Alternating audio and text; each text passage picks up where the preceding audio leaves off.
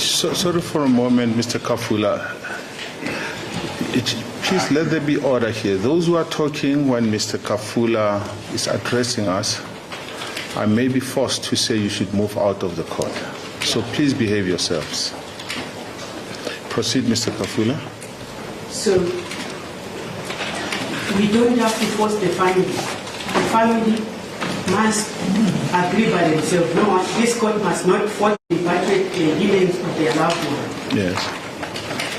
Government can negotiate with them.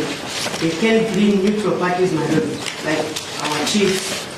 We have the church elders, church leaders, and NGOs. People who are not worshipping government. If you bring people who worship government, you can't agree because their negotiation cannot be fair. So we need fair people to negotiate with the family. We can't force. This court must dismiss the application for the applicant. But Mr. Kafula, sorry to interrupt you. In your application, Yes, madam. one of the orders that you are seeking is that the body should be repatriated, and you've also asked that. Can I just clarify that? I said on the condition of the family, which I made the family has to decide. All right. I put there on the condition of the family. Okay, so hear the you. government has no part to force them. Yes. The family must agree. If they don't find a better way, have them agree, not to force them. Yes, you've made that point. Thank you. Yes. Then, if you go at paragraph 14.2 of the supplemental affidavit of the Attorney General, it is on the bundle K42. Yes. You stated this. There's opposition leaders have accused the present government, led by President Ichilema, of ill-treating President Lungu and seeking revenge against him. The government has denied this accusation. But this is a mere denial. They have admitted that they refused to go seek medical attention. There is a dispute. They have agreed to stop him from taking exercises, those health activities, so that he can keep health. They refused. So, my lord, the opposition, they are correct. If we force the family, there are many people now doing it. They can cause violence, my lord. This thing must be solved through dialogue. People must talk. The government are bullying the family. We can't allow such. Why must somebody bully them? Why must they help now to buy a coffee?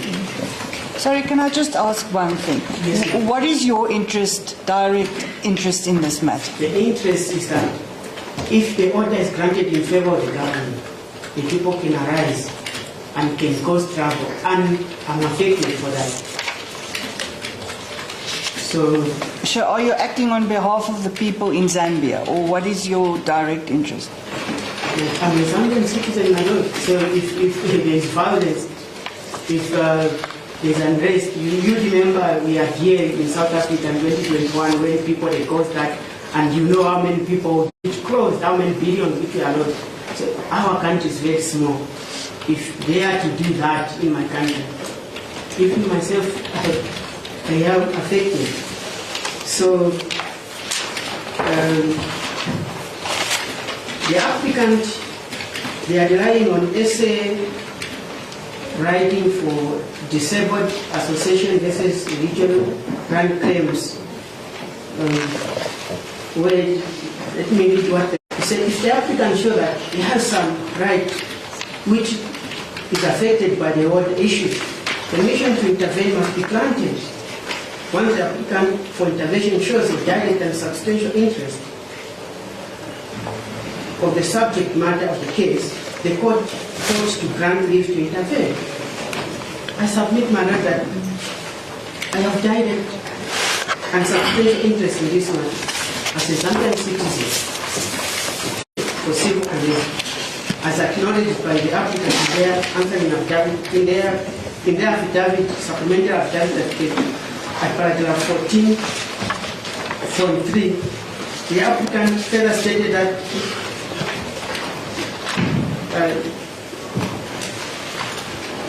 they further stated that would otherwise absent court intervention, there are no other process which the applicant is able to make use of, which would ensure that Mr. Lungu's body is repatriated. I say, my lord, this is not correct. If they follow a proper dialogue, which neutral people are allowed to...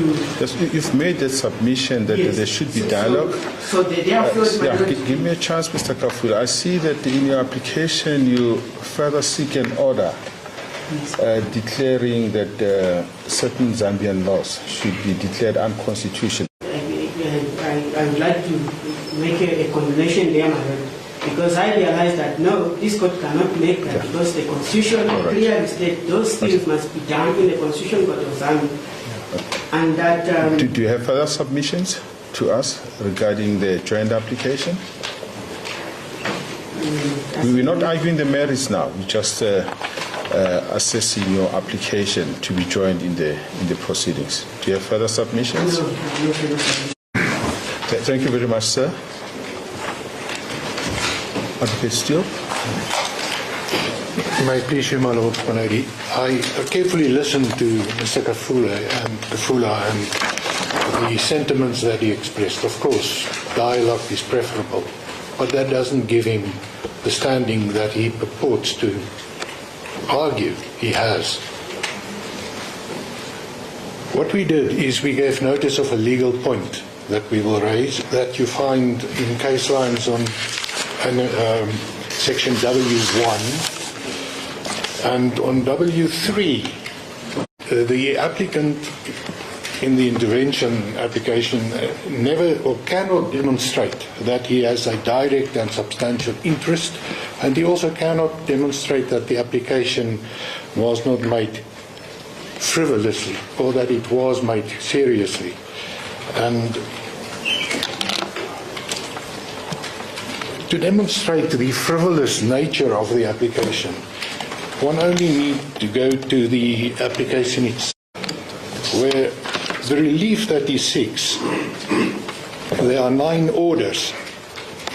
The 5th order is dismissing the application, and I will deal with that.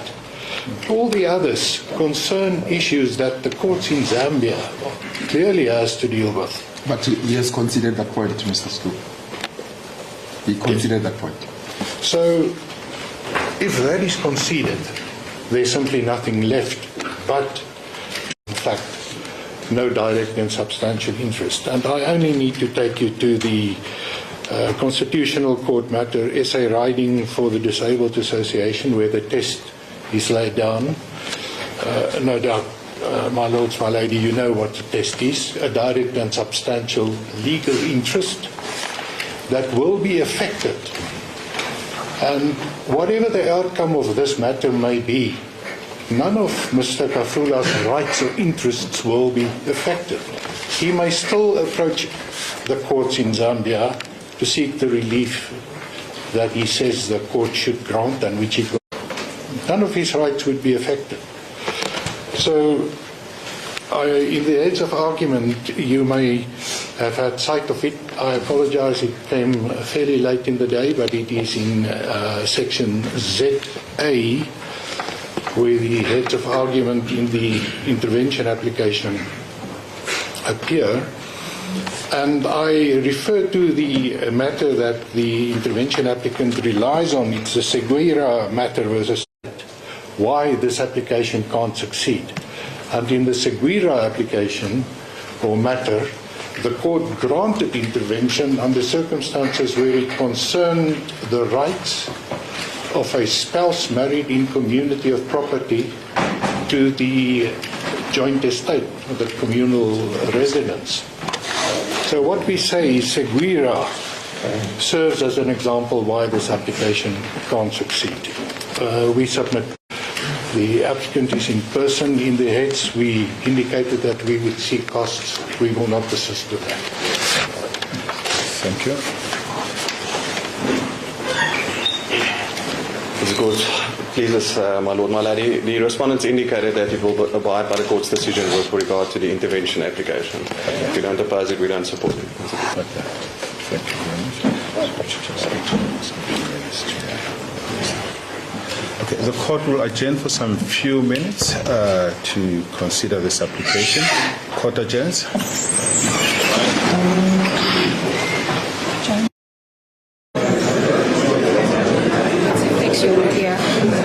It's a fixture sound. So you have a strong voice, but it's speaking out of your recording devices as well. It's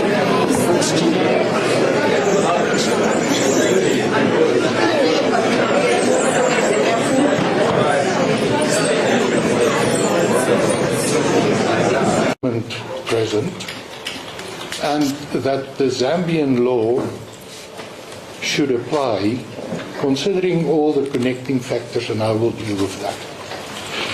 And if we look at Zambian law, there is clear judicial precedent stating that in the case of a person of significant national interest, the wishes of that person and even the family be able to afford a state funeral and a burial in Lusaka. In the event that the court should find that the South African law should apply, the result would be the same. We say there was an enforceable agreement. We can even spell it out in Latin, pacta sunt servanda. There was a clear agreement between the parties that the body should be repatriated.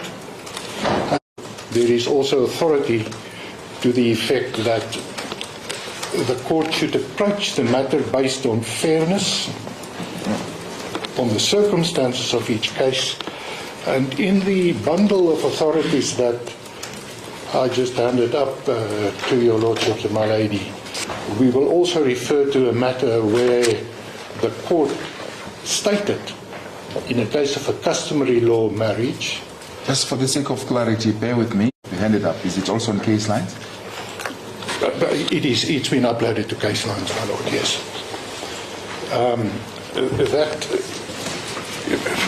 That in a matter that I will refer your lordship, my lady, to, the court found that where it concerned a person, it's Mr. Tsambo, of significant national interest, or an important person who was being granted a funeral by the province, the court said that the wishes of the family must yield to the broader public interest, which is exactly the same as is the case in Zambia.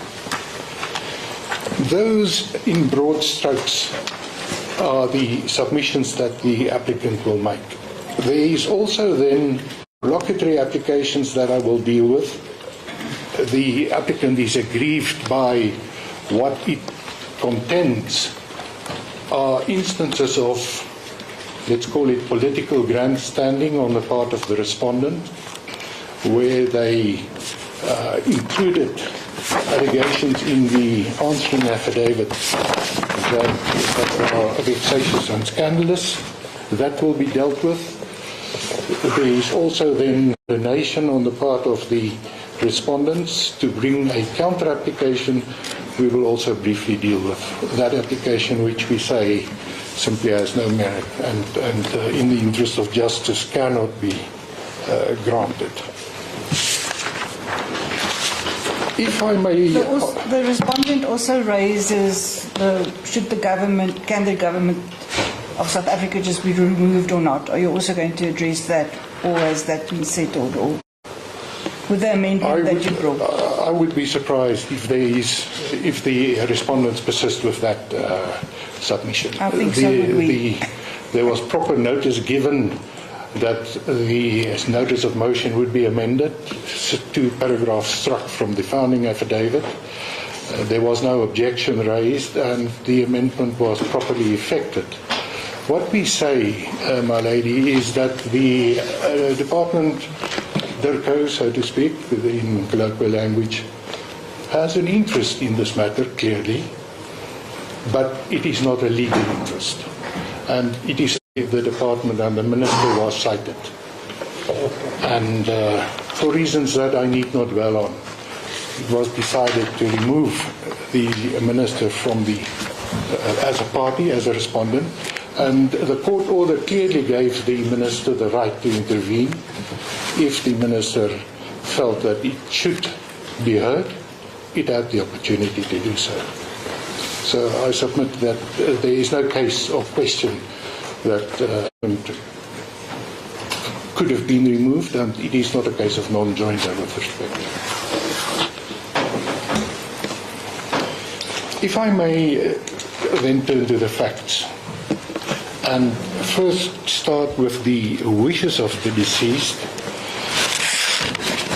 What is significant is what the respondents themselves state, and the reference you will find on case lines K.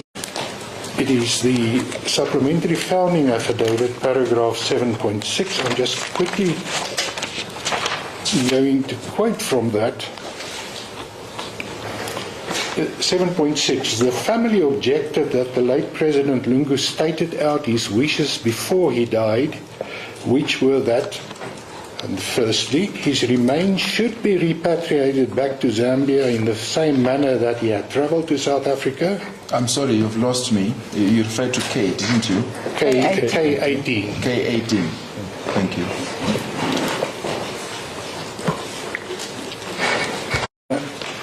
.63. In the event that he was accorded a state funeral, his successor should not be allowed to attend it. Now this comes from the respondents. So the important point is that it was never the late president's wish to be buried in South Africa. That's simply not on the papers. And that's what the respondents now seek to do. So what they want is in effect against the wishes of the deceased.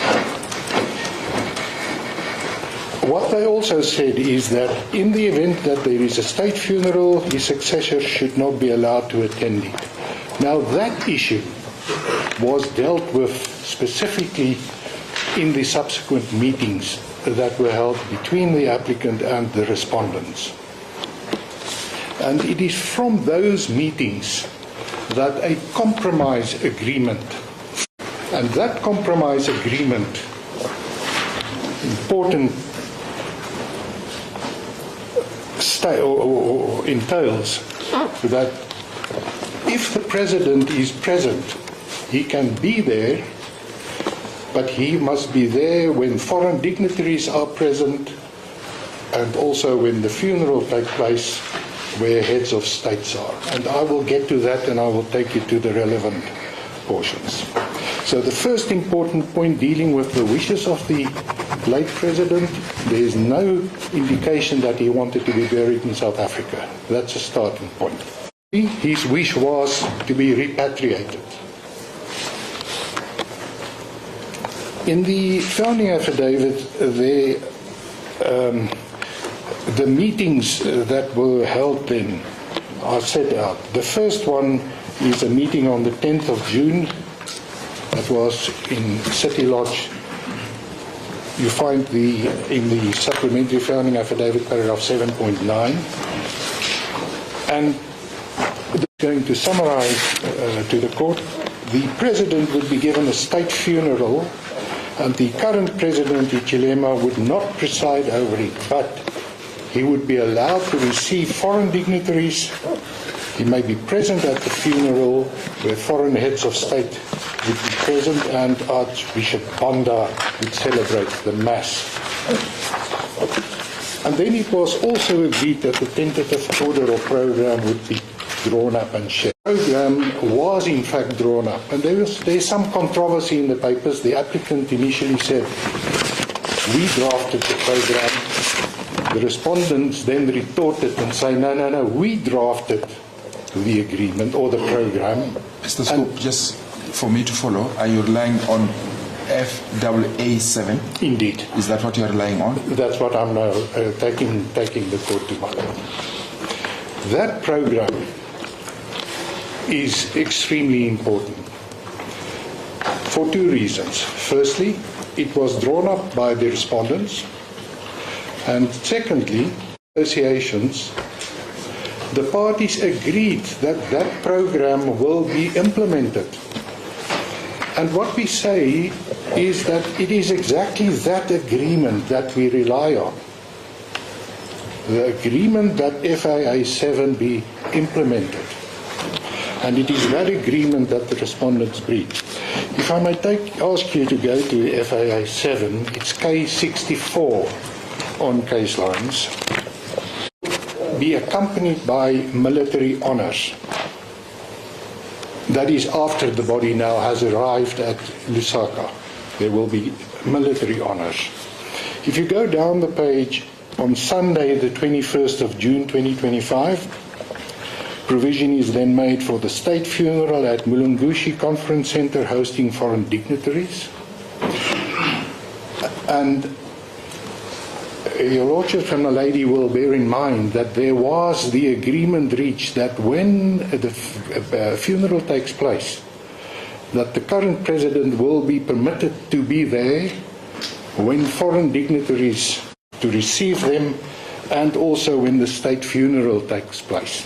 Now, I emphasize this because this is one of the grounds on which the respondents, when they made the remarkable about turn on the 18th, stated that the agreement was repudiated by the applicant, because they say, no, we've now heard, or we now understand that the president will be present.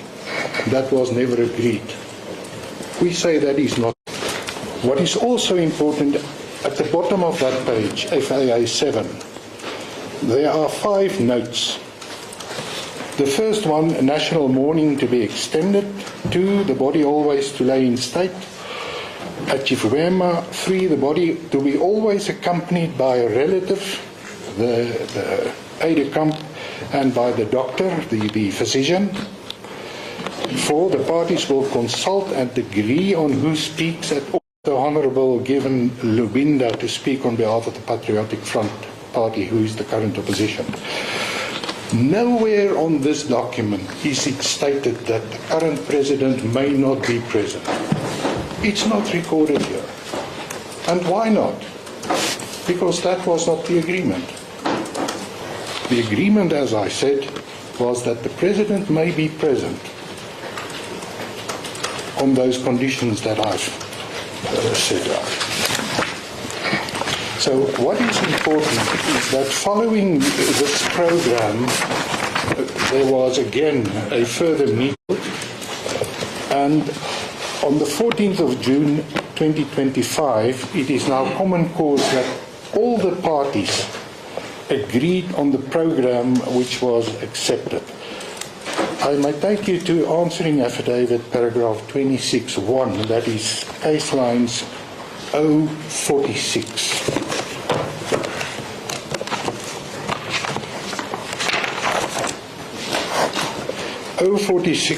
First statement by the respondents, but extremely significant and important. Not so fast. I'm not so sure whether the case line page reference number is correct. My Lord, it's 046. 046. Yes, 046. or 046. I think it's a O, capital O.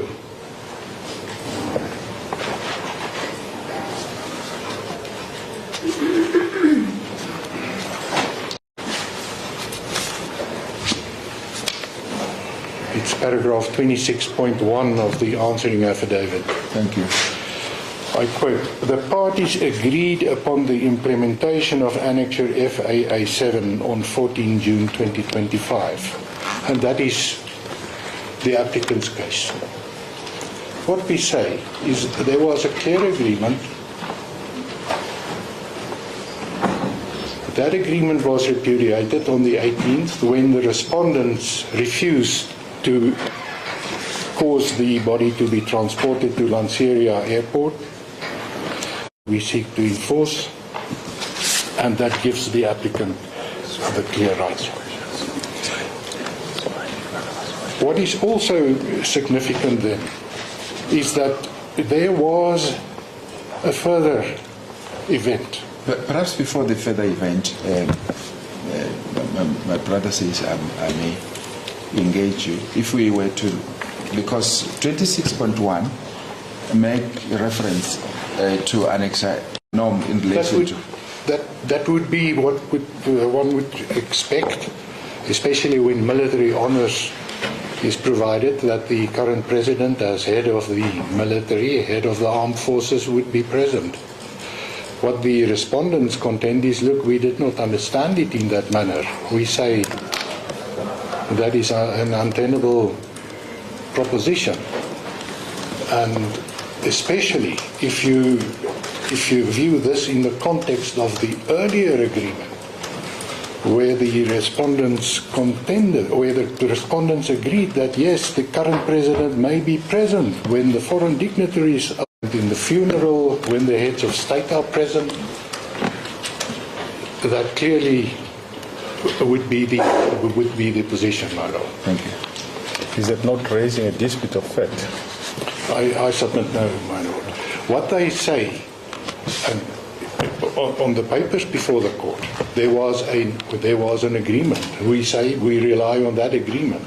They say, properly interpreted, that agreement rise to further or to a different conclusion. That's a matter of law, the interpretation of the agreement. And we say that there is simply no basis to contend that such an interpretation is possible. So, with respect, there is no dispute as far as facts are concerned. There may be a dispute as far as the law is concerned. And we're comfortable to say that the agreement is clear and properly interpreted. The applicant should be entitled to have the body repatriated for purposes of a state funeral. That's been the clear agreement. And that's also, and that is the next step, my lord, what the respondents conceded when there was the joint press conference on the 15th,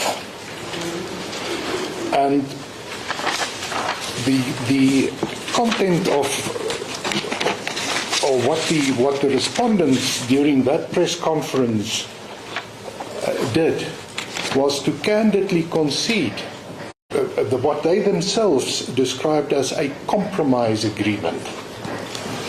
And the spokesperson for the family, it's Mr. Zulu, he stated, he set out the terms of that agreement. And you find it in the supplementary affidavit, paragraph 9.5, it's case lines K24.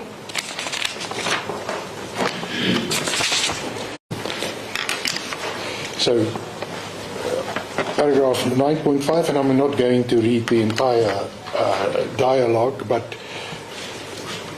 what the applicant says is that the seventh respondent set out the compromise agreement that was reached. Number one, that the body of the late president shall be transported together with the family from Lanseria using a private charter. Secondly, following arrival and receipt of the body by the family, full military person for the family, what they confirmed is that Annex FAA 7 would be implemented, and that is what we say what should happen. And then sadly the respondents turned around and reneged on that agreement, which their spokesperson clearly articulated. Yeah, FAA 7.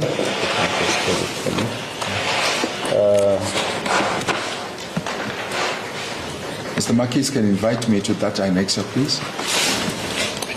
K64. Somewhere at the bottom, I think it talks about that there will be further communications. Yes. Well, now is that not an indication It says that parties will consult and agree on who speaks at A lot of submissions have been made by the applicants as well as the respondents. What do you make of today's proceedings? Well, what I make is that I think both parties did what was required of them. They made their submissions. Our side, we made our submissions. That the thrust of our argument is that President Lungu's remains must be repatriated to Zambia. And we have a state funeral there because he deserves it as a former president for 7 years, that he will be buried there as well. Those were our arguments, and I think the lawyers argued very well. The family for President Lungu also, their desire, their submissions was that he must be buried in South Africa. But at the end of the day, what you could see as the elephant in the room was about the current president, President Hakainde Hichilema. Their thrust was that he must not preside over. Now, the argument in the court was, what is presiding? Because according to the program, according to what they had, the parties had put in draft, was that the church service or the funeral, the burial, would be presided over by Bishop Alec Banda. And so even the court was asking, so what is presiding? And I think the court might make a decision on what presiding is. And so far, so good.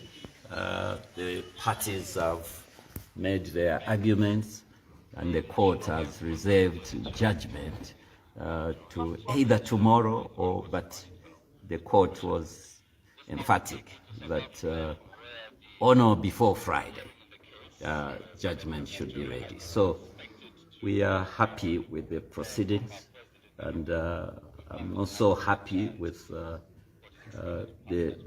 conduct of the parties. There were many people, yes, who came just to listen to the case. But it's a good case also for the kind of our jurisprudence in Southern Africa and Africa as a whole, maybe, and internationally in the whole world, that after this, maybe countries should start considering legislating on what happens when a president dies. For us as Zambia, we have the law. People are asking, is there a piece of legislation that describes or provides for how a former president can be dealt with when they die? For Zambia, yes, we have the Kaweche Kaunda case. That's law. People think law is only pieces of legislation. Precedents are also law. So in Zambia, we have the law that says public interests overrides the private interests of the family. So when you become president, be ready to be, if you were to die, whether as the sitting president or former president, the Zambian situation is that you are buried by the state, and everything is done by the state. But why we are here, it's because our former president died while he was here being given medical attention. He died in South Africa. So the challenge has been, do we take him to Zambia? Initially, the parties were saying, yes, let's take him to Zambia. But at the last minute, the family decided that he must be buried here.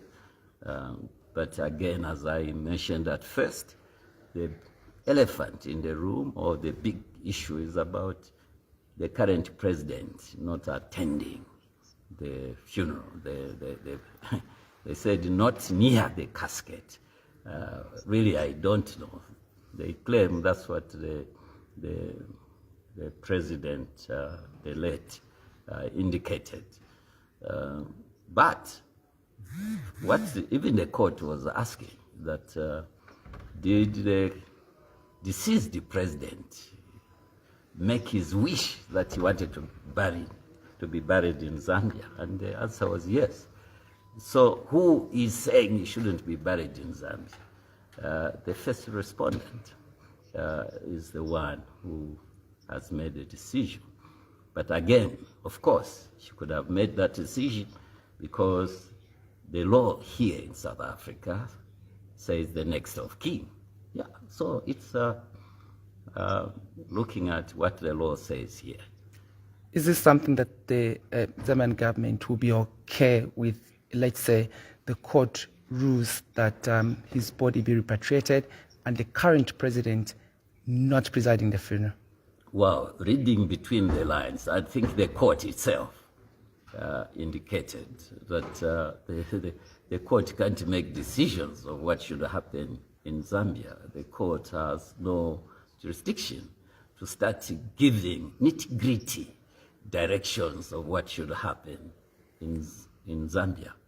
So it has been made very clear as to what, and the court even brought it out, said, so it's about, if it's about the current president not attending or not coming near the casket, go and make the application, go and sue in Zambia.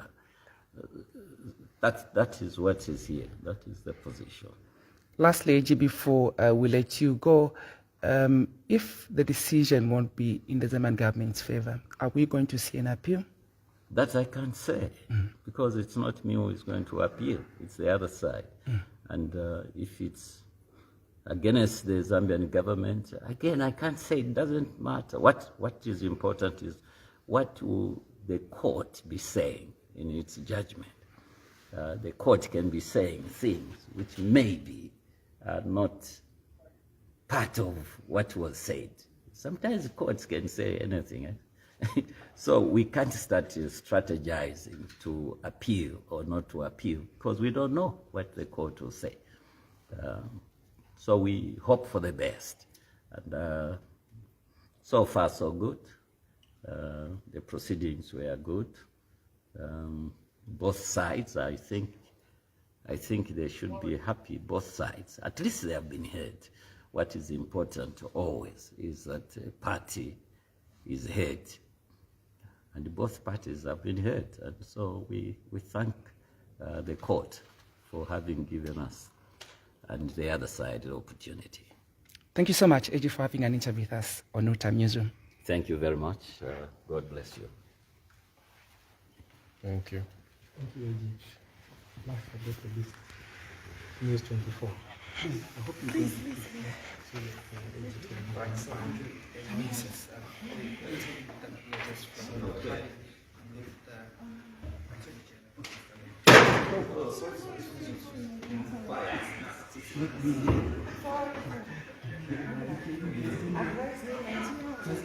So that you can make our witness.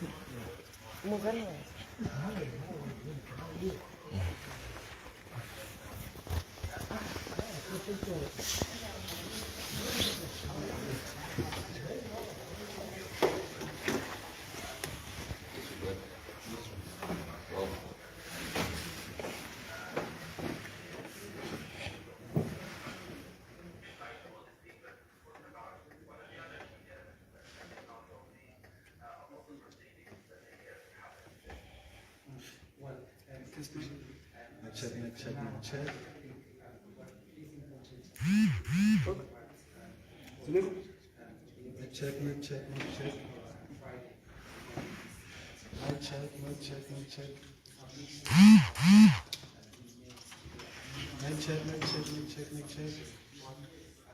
Hi, Michelle, yes, I can hear you. Hi, Michelle. I can hear you. They're not getting my mic. They should be getting. Do you have it now?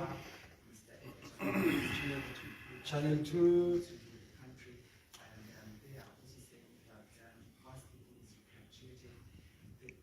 Do you guys have it now?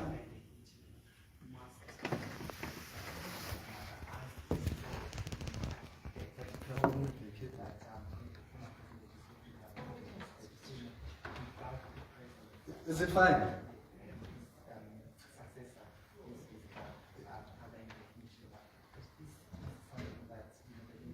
Channel 2, Channel. Yeah. Channel says that's fine. No. Yeah, no.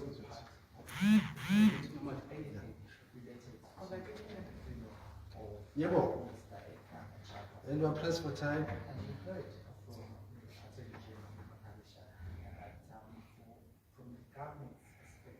Sure, it's fine. It's fine.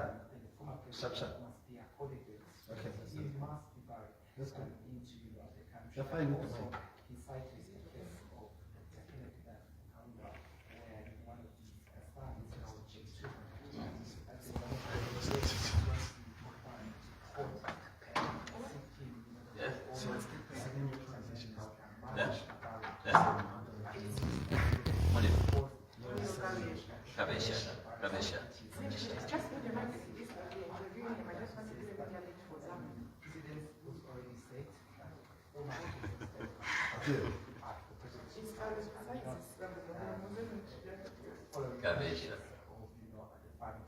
So for now, I think the biggest question now remains from whether or not Victoria High Court will rule in favor of the Zambian government or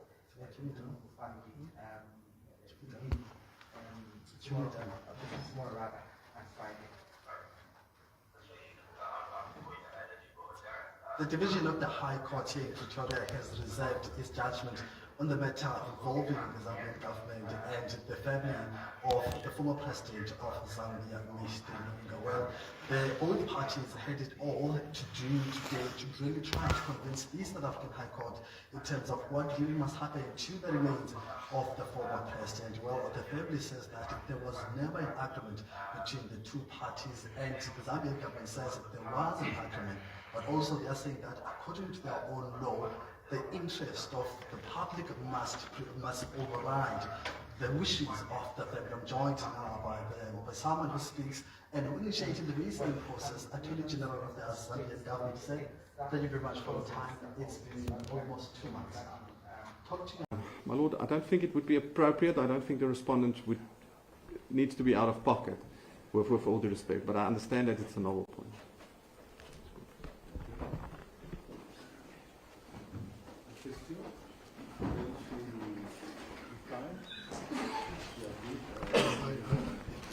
15 minutes, my Lord. Firstly, I must just start with a correction.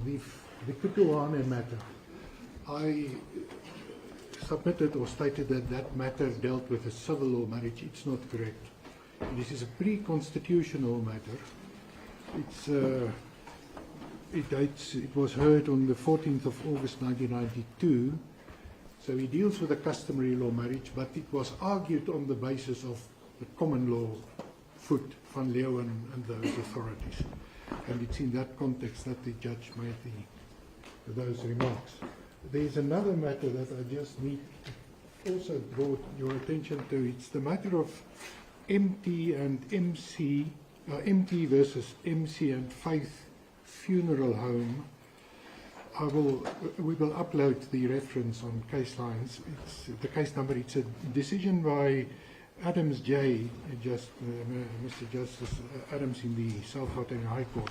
And in that matter also, he came to the conclusion that where there are multiple competing and practical considerations or multiple competing claims, these cannot be ignored and cannot be governed and resolved strictly on the basis of the principles according to the granting of interdicts. The court is obliged to adopt a practical common sense approach. So what the court here did was exactly what the court did in the Tsambo and the matter that I referred to. Which case would that be? It is this case of. I know I went to it, but I can't remember. It's MT and MC versus Faith Funeral Home. My Lord, I don't know if it is in the bundle. It's not in this bundle.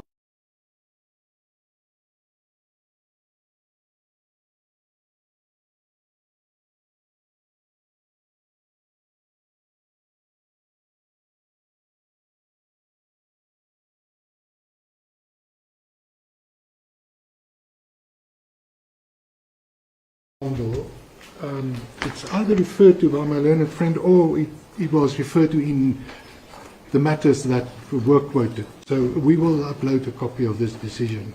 But it certainly also lends support to a more equitable approach.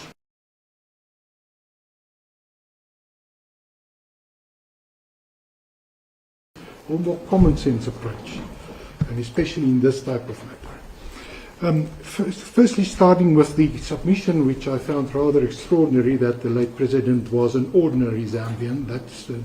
That is simply preposterous. But that argument it's grounded on the provisions of the Benefits Act. And the applicant, through the mouth of the Attorney General, says the Benefit Act is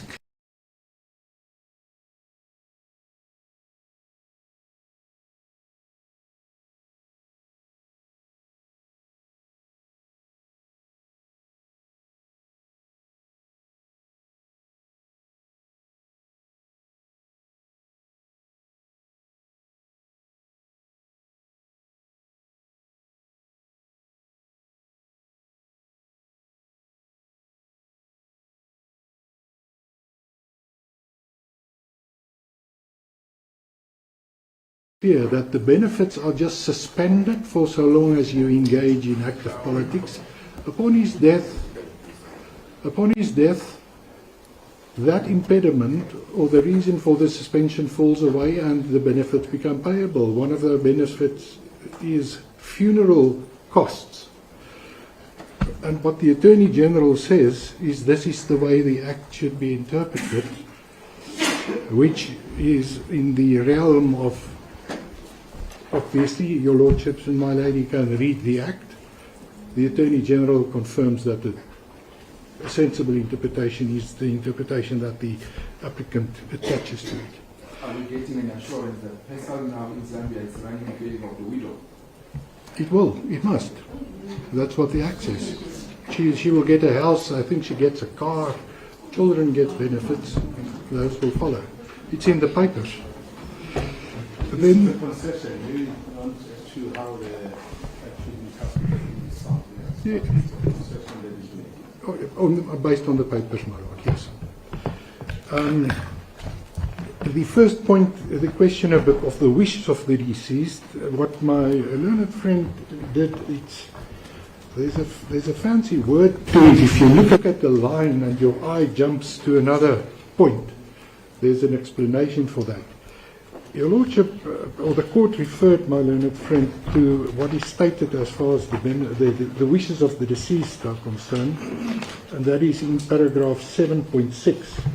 The family objected that the late president stated his wishes. My learned friend said, no, but that's denied. And then he referred the court to paragraph, the answering affidavit, paragraph 19.1 on 044. But if you look at 044,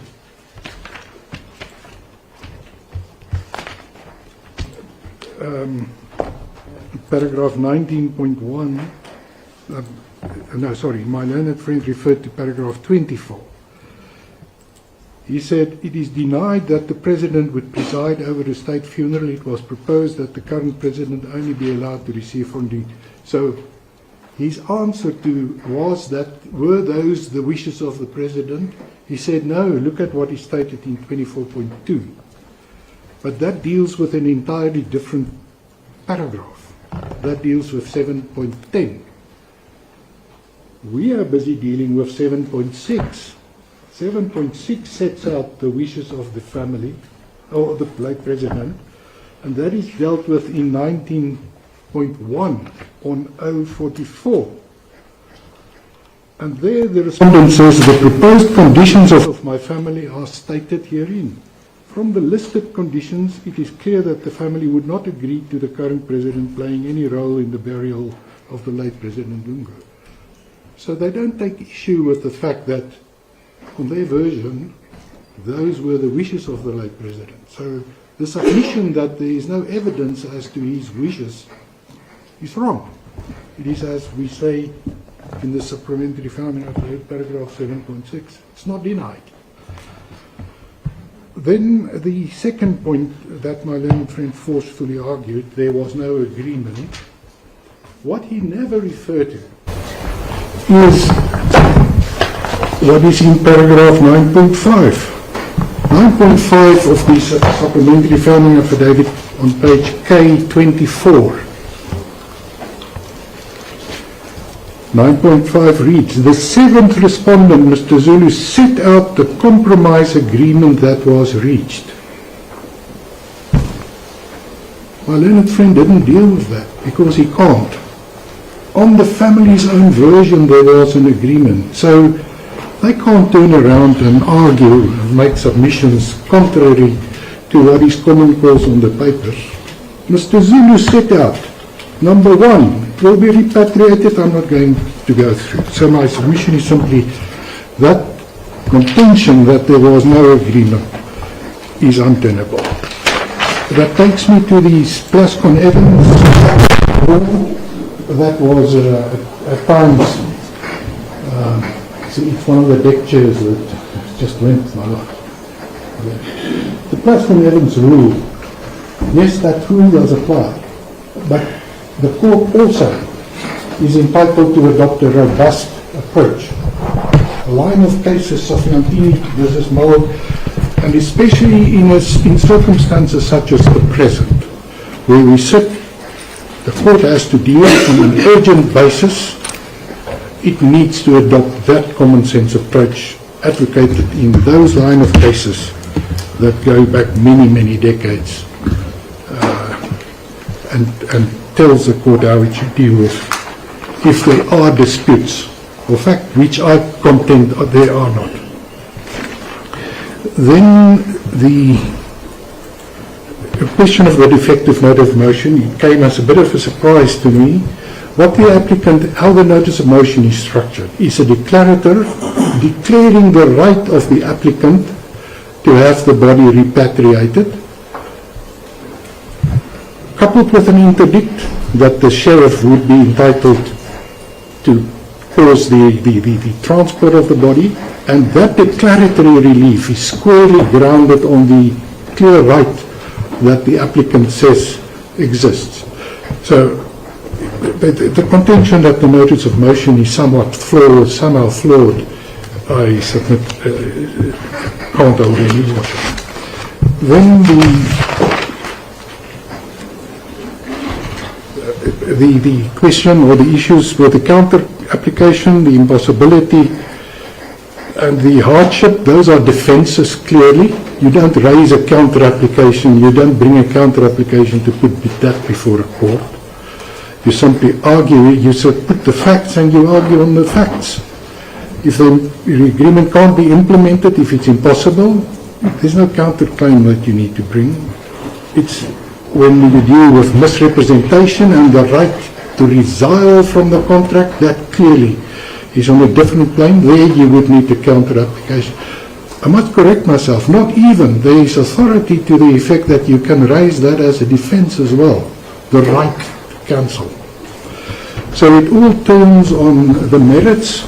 In other words, if are there prospects of success, we say there are no, because the facts are missing, and in any event, there is no satisfactory explanation.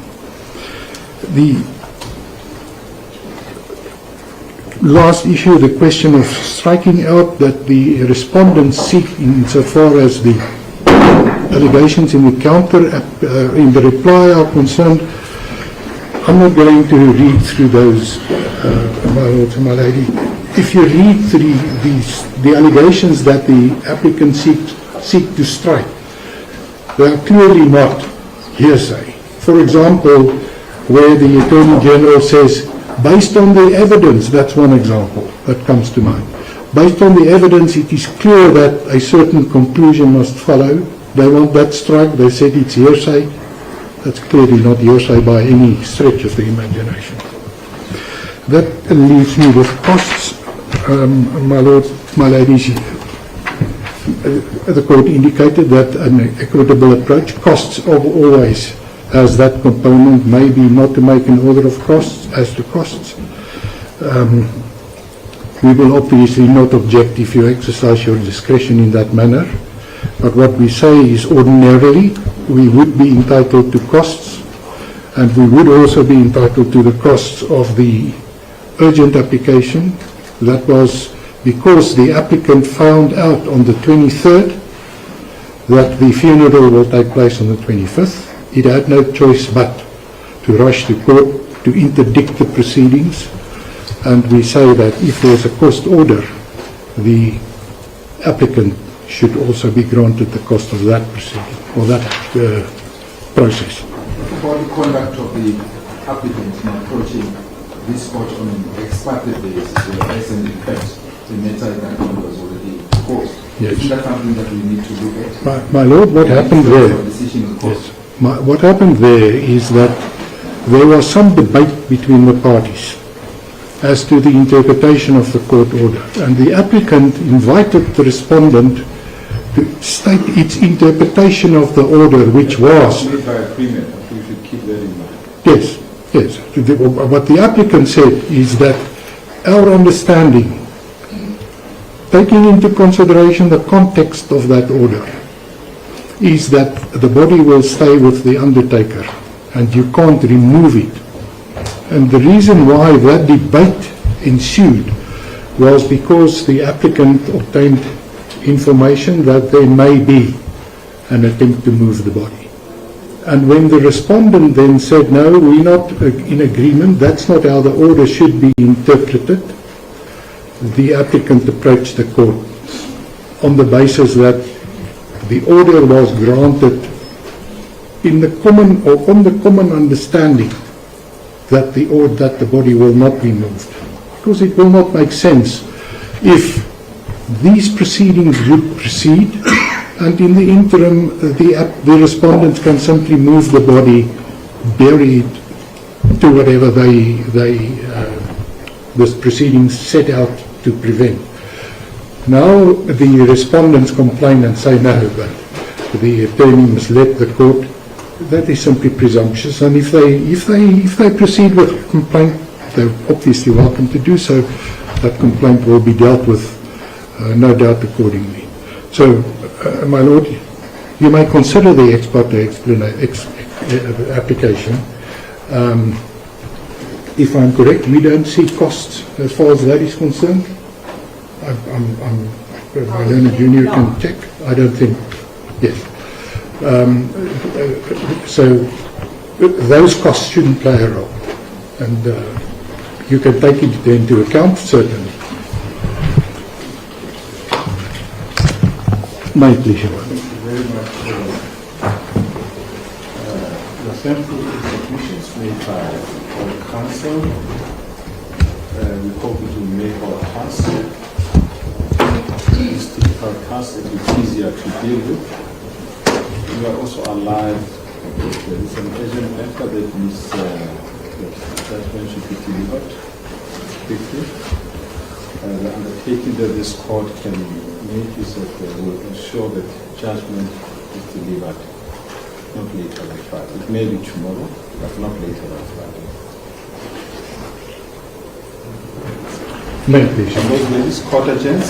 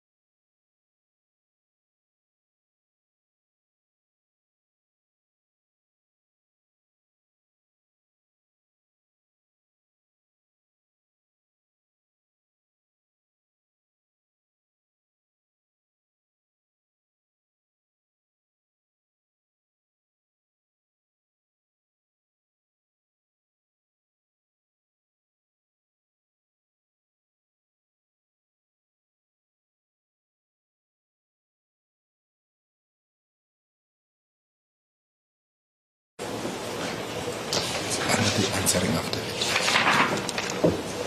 If I can find the answering afterwards. Is it in order? 0101. Let's go to 16. Yes, all the way down. There, sorry, not so fast. Oh, there you are. Okay, got it. Thank you. So we need to compare documents with each other. Does it speak to each other? If it doesn't, there's no agreement. And I submit it doesn't. Even EL16 a lot more comprehensive than FAA 7. And then makes the differentiation between the president and dignitaries, and then obviously where the president is in fact then going to attend the funeral and preside over the funeral in EL16. And we know in our replying affidavit now, in the replying affidavit we see that according to the applicants it's an impossibility that the president will not be presiding over the funeral if it's in Zambia. They make it clear. Impossibility. The president will be there. The following events of the 10th of June, with all due respect, doesn't take the matter further for the applicants. If there's no agreement on the 10th, there's no agreement on the 10th. That's the pleaded case in the founding affidavit.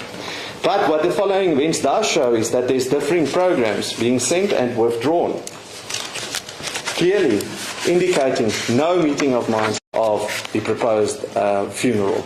And that is EL 17 on page 0103 that contains a watermark that says draft. Where's the final agreement reached on the 10th of June? There is none.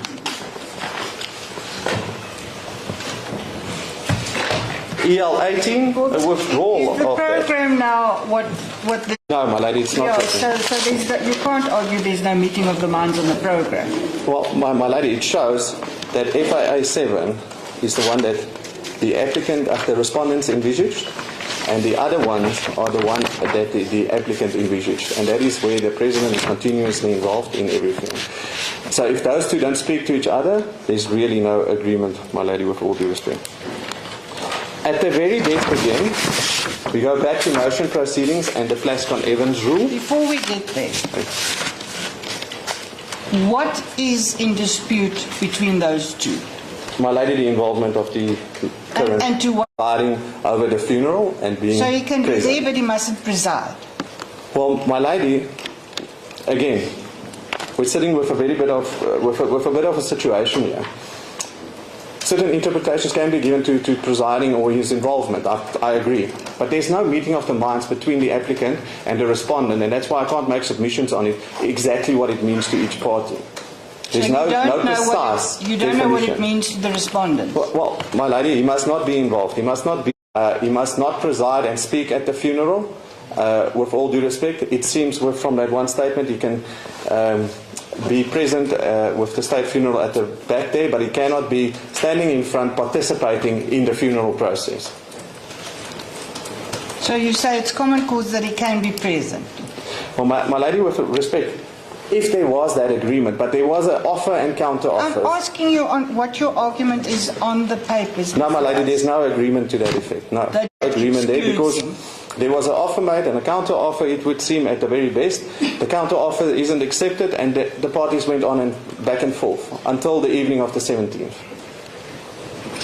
So there's negotiations, but there's no finalization about what would be the final version of any possible agreement, my lady. And in fact, this gets me to the point about the dispute of fact. This court is not going to traverse an agreement where the terms are unclear, ambiguous, even if there was some sort of, might be some agreement somewhere. If the pleaded agreement is found not to be proven and gets dismissed. No, we don't have to. We're not using an onus in Plascon-Evans. I understand, my lady. But the pleaded case is the agreement. If they don't prove it, they don't prove it. And I can understand the court also maybe be inclined to take a robust approach in these types of proceedings with regards to the papers before it. even with the robust approach, there's no agreement, my lady, about where and how this burial should take. Is actually in the founding affidavit, and then maybe more in the replying affidavit. It's a change of case. They want to differentiate the applicants now, my lady, with regard to the burial and the repatriation. But it's treated as one cause by the respondent. The burial and the repatriation is one thing. It's not two separate things. Mr. Velkemot, can I clarify the following? That's a good reason. I'm sure you'll agree that a common cause between the parties, is it not? Yes, my lady. That's what the respondents at that stage proposed. Not my lady. My lord, thank you. It's a compliment. A compliment? I won't take you out for lunch. Apologies. So, if you look then at FAA7, Yes, ma'am. you see, in my reading of this document, you seem to be agreeing on the substantive issues in relation to his repatriation back to the country, except for minor peripheral matters. My lord, with all due respect, it's not a minor matter, and it's the involvement of the current president. Well, let's look at it, if you don't mind. Yes. Can we look at FFA7 again? Yes, can ma'am. someone invite me so that we can save time? Case 64. Thank you. Case 64. This is your document. I'm already there. Thank you. Yes. It then records the following: that on the 18th June 2025, As the court reasons. these are not the substantive issues that bring us here. So when lies the disagreement? No, my lord. The substantial issue is, and we find in the latest version of the program that they send, is EL 19 on page. Can we confine ourselves to this document first? I want to compare those documents. No, before you do, I'm inviting you to comment on the following, that on the substantive issues, you seem to be having the same agreement. No, my lord. It is definitely, the substantive issue is the involvement of the current president. All the other things are not the material issues at stake here. The involvement of the current president is the substantive issue for the respondent. On your side? As the court pleases, yes. And In other words, the level of his involvement. Is that correct? Yes. So what is your understanding of presiding? Well, my understanding of presiding is exactly what this court is doing in presiding over this case. It is being a part of the process, of the funeral process, walking with the casket, then speaking to the public or whoever's present at the reception, and presiding over. With all due respect, there's no consensus on. Okay. Is it not agreed, or is it not common cause that you agree that you may then receive, dignitaries? Heads of You can receive the dignitaries, but that's beside from presiding over the funeral. So you have no issue there that he can receive dignitaries? Well, at that stage, then everything changed because we didn't meet. There's no further agreement between the two parties. So they made an offer, FAA 7. Then the applicants say, basically, is EL 16. And that's where the issue comes in. Nothing then, after that, nothing gets agreed to. But you can't say nothing. It's one issue. Well, my lady, after that, nothing gets agreed to, and that's why we're sitting in this situation. If I make an offer to buy somebody's car for 100,000 rand, they say no, and there's no agreement. A month later, they come back and say, but I'm going to keep you to that 100,000 rand, then it's not possible. No, if I say I'm going to buy the car for 100,000, but I also want a spare wheel, it doesn't mean that the whole contract doesn't exist. No, but this is coming back to an agreement that you refuse to accept. That is what the applicant wants to do and seeks to do. And then it says, it doesn't matter what the respondents say, the president will be there in the replying affidavit. And please explain to me your contention about the repatriation and the funeral. I didn't understand that.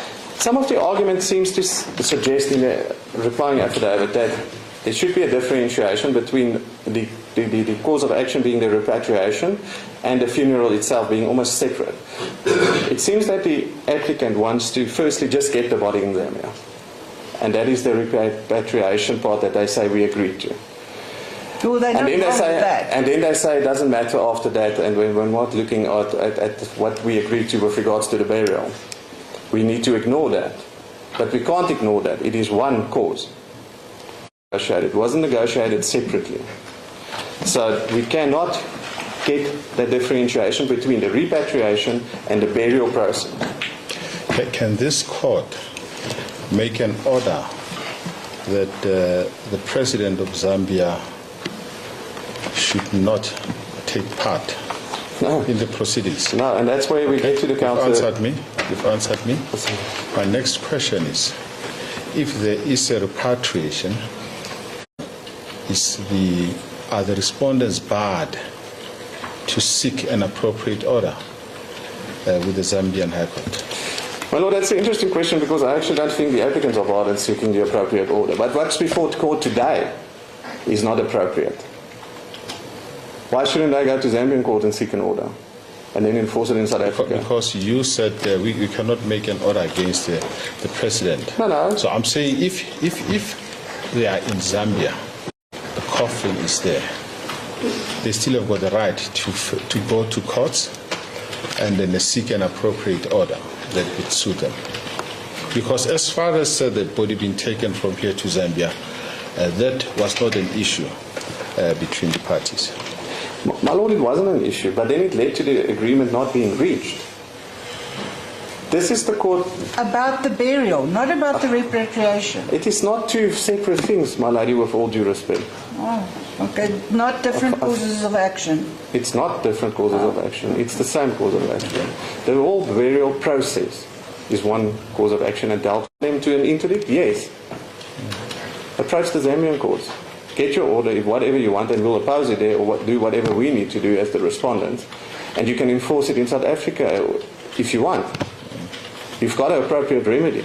The application as it stands here, those 15 pages in the founding affidavit is dismally defective, doesn't set out a proper course of action, doesn't show consent to an agreement, flies in the face of the Plascon-Evans rules, with all due respect, and doesn't justify the relief that's being sought here today, my Lord. On how? Can you explain to me? Well, my lady, I've already showed that the alleged wishes of the deceased is not shown in the founding affidavit, despite what my lady French did. With regards to the agreement, there's objective evidence showing there's no meeting of the minds. There's office, counter office, there's no meeting of the two minds. I think you made your submission on this. Yes. Your submission, wait a minute, please. As the court pleases, just answering my lady's question. Let me finish talking. Your submission is that there was no agreement and the applicants cannot base their application on the agreement that was reached. Yes. Is that your submission? As a court pleases. Yes. Now proceed. And one also needs to look how they framed their relief. They seek a declarator. Do not seek in prayer one as case for specific performance of an agreement. In this instance, they barred from it because the whole case is really an agreement. Then you're not entitled even to a declarator. You don't include the prayer for specific performance in your notice of motion. The application has many, many defects. So are you saying that because of that, there should be the end of the case? It should be the end of the case, as a court pleases. The law is applicable. No, my Lord, it should be the end of the case, but I'll get to all of their arguments and deal with all of their arguments. Yes. With the law of burial rights, which was the further point they raised, and the conflict rule, and they say we should take the law of Zambia to... So the Lex Fori, it seems to be common cause where in the forum of Pretoria, they chose the court here, no issue about the forum. So the Lex Causa, there's an issue about. Based on that, they refer to the characterization test. And they say because there's only one foreign element, and that is that the deceased is a Zambian national, this court does not have jurisdiction. Please rely on that common cause. All of the other elements and connecting factors brings them back actually to South Africa. And those connecting factors is, if you look at a part delicta, the delict, if you want to call it a delict, was transpired in South Africa. The death transpired here. If you look at the interdict, they're seeking a South African interdict to be enforced in a South African country. The wishes of the deceased family, with all due respect, rely on agreement. All of that was reached in South Africa. The connecting factors doesn't favour the applicant to apply the Zambian law, with all due respect.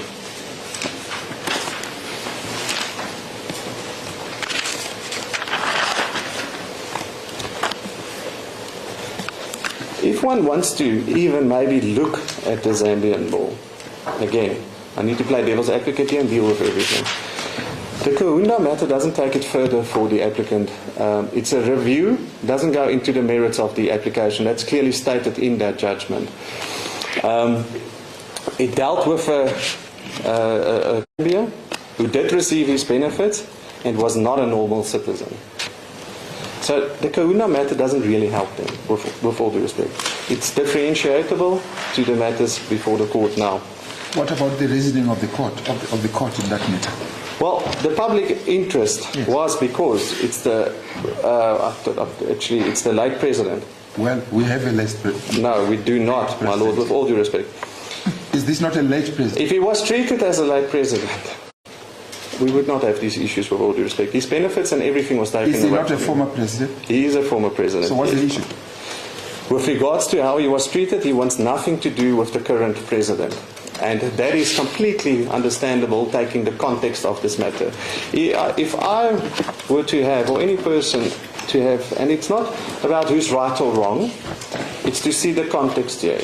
I have any gripe with my brother, and I do not want him to preside over my funeral. And those wishes, this court will give effect to.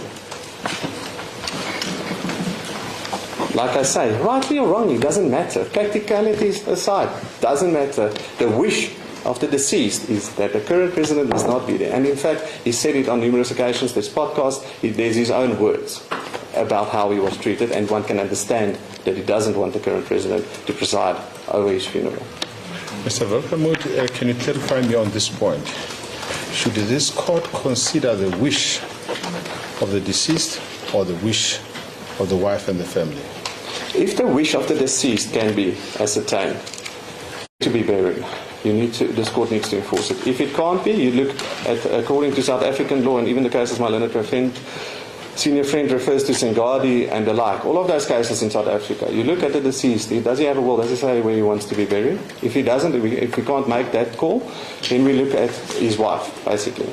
If it's now his customary wife or civil wife, we need to find out who's his wife in terms of all of those decisions, and we look at it, and then maybe the next of kin, the siblings and the like.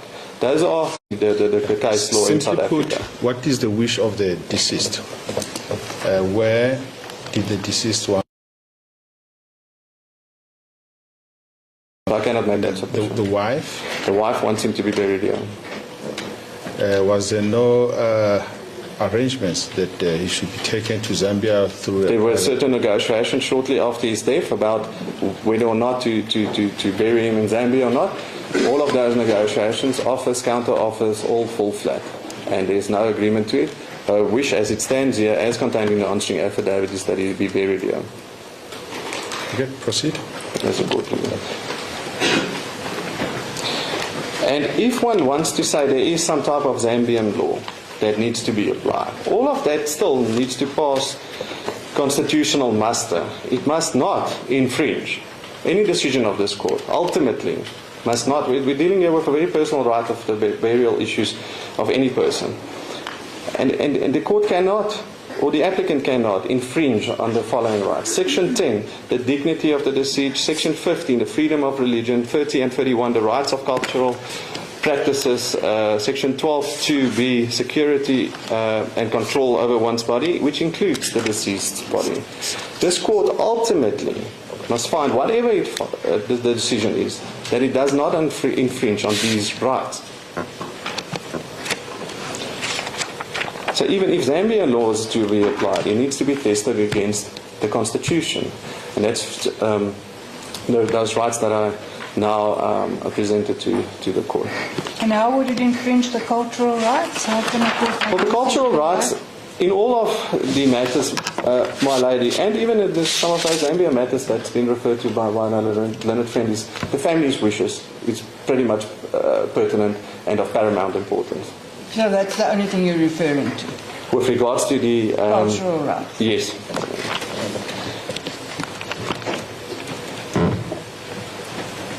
And then, in this instance, the dignity of the deceased, he made it very clear that it would be against his wishes and, according to him, undignified to be buried when the current president is presiding over his funeral. Again, No question about if it's right or wrong. It is his wishes.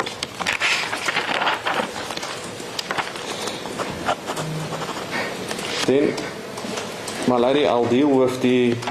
So I still have a few minutes. My lord, I'll deal with the conditional counter application and specifically the condemnation that is being objected to.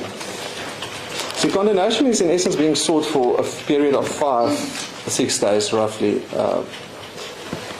which I would submit is not a great degree of lateness, taking into account the following: the type of application or time periods that the parties had to comply with, the very real situation that everybody wants finality to these proceedings, and in the interest of justice, I would submit that those the facts and the pleadings, because the affidavit must contain the facts and the pleading, therefore we had to file the conditional counter application to align our pleadings with the facts. Something the applicant chose not to do any further with regards to what type of relief they sought. They sought a declarative. They didn't seek specific performance in prayer one there. So we needed to align everything to make sure that everything's before court, everything's properly ventilated. The facts that we rely on, which the applicant says is non-existent in that affidavit, is existent. We rely on all the facts already stated, the representation, the impossibility that they admit to say if there's a breach, it's not material, and in any event, it's impossible to agree to such a term because the President will be there. And then obviously the undue hardship has already been dealt with. It will be undignified to force the respondents to have the current President preside over the funeral of the late President. Sorry, are you saying we must read those factors in? Those factors are dealt with because we incorporate the factors of the answering affidavit in the counter application. We start off by saying everything that's said in the answering affidavit is applicable. The reason why the conditional counter application was filed is to bring into a conditional counter claim, which is just the prayers need to align with all the facts. So we're saying there's no agreement, but we're saying, for argument's sake, if the court might find there's some sort of agreement, we need to plead in the notice of motion, in the counter application, that it is impossible to enforce that agreement that they then suppose or present to the court as the agreement. We then need to say that there's undue hardship and that specific performance under these conditions can never be granted because it is subject to the Constitution and the rights of the family. And therefore, where are the facts for this conditional counterclaim? In the answering affidavit and in the affidavit itself. So we must go and look for it in the application for No, my lady. To consider the application for condemnation, we must go and look for facts in the answering affidavit. No, my lady. We are in court. So the court will balance, and the court will look at the balance of convenience, and also look at the law. What does the law say? Is Lungu, President Lungu, an ordinary person? But which law? The Zambian law or the South African law? Which one do you speak at the end of the day? Well, the lawyers will tell you that there is a conflict, interpretation of the law and which law to be used. That those are international arrangements. And when the law under which the person